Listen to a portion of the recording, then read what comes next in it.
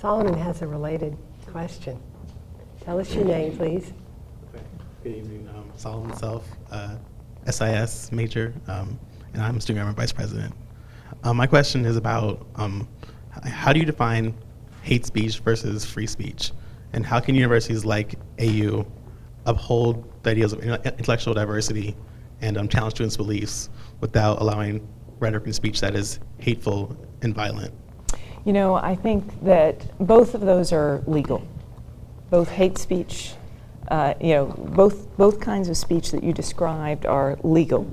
And so we need to recognize that as a campus. We practice free speech on the campus. But I think the one thing as a campus that we can do is we can be clear about the things that we don't agree with and that we don't like.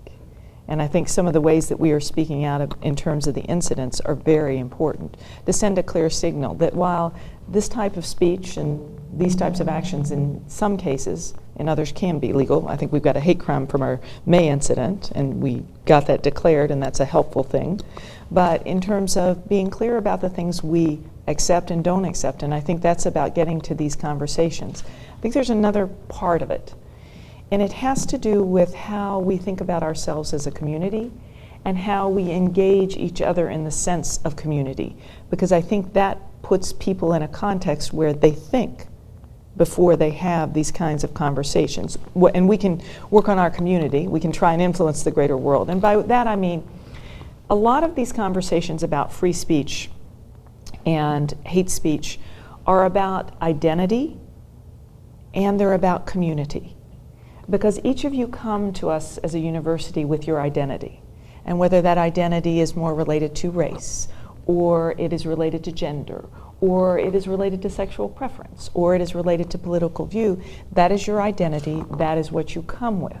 And as a university, we want diversity of all of those things, and your ability to express that.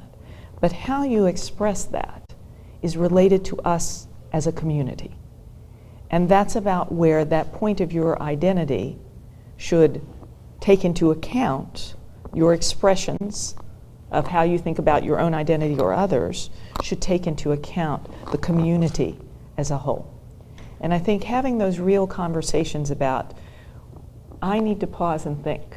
We want to embrace identity, but how do we push forward on making sure we do it? And it's a little bit of the question you just asked, Jane, about getting to the place where we reflect and think about how do we interact as a community with respect and with civil discourse.